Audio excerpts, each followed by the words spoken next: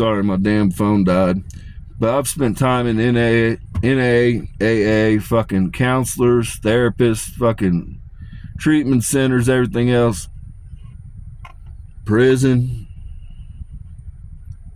None of it saved me, people. None of it stopped those thoughts.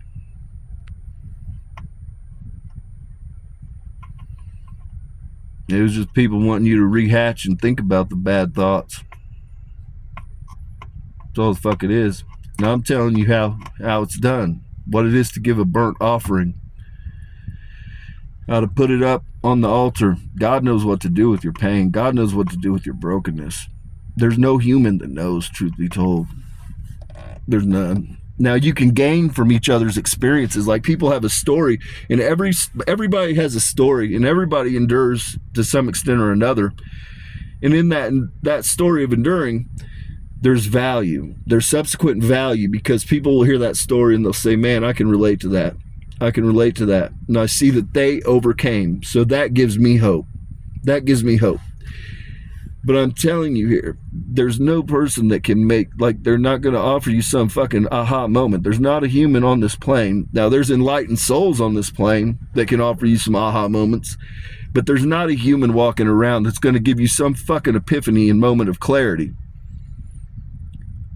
I'm giving you the blueprint on how to do a burnt offering, how to use the eternal flame that exists in every soul, every vessel, and how you send it up to God.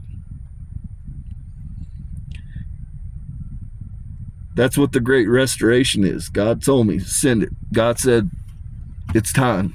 It's time to start fixing them. And so this is the first step. The other part, forgive the people that harmed you. Forgive them. They're broken. You're not forgiving them for themselves. You're forgiving them so that you're free from bondage, people.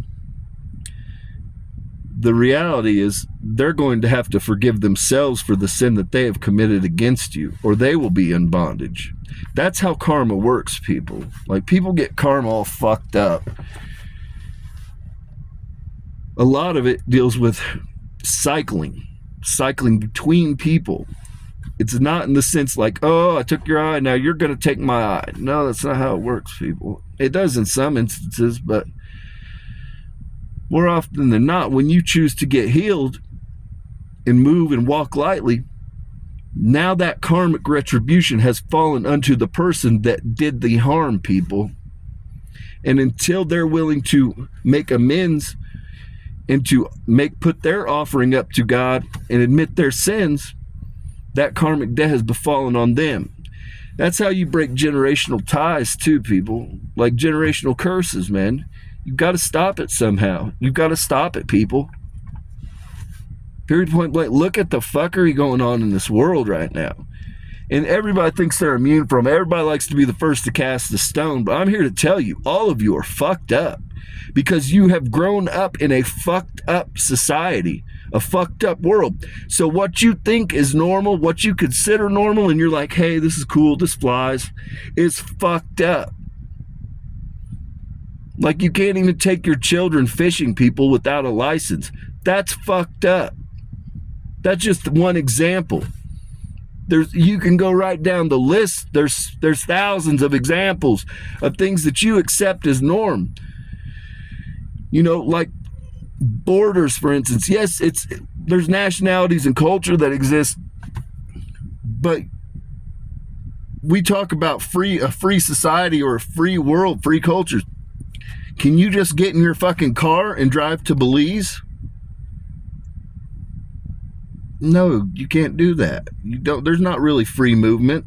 So how free are you when you can't just go anywhere in the world that you want to go, people? Now, I believe there should be a way to document that.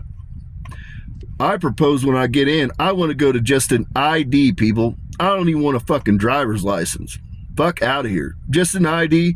We'll have a minimum age for when you can start driving. You got to have your insurance.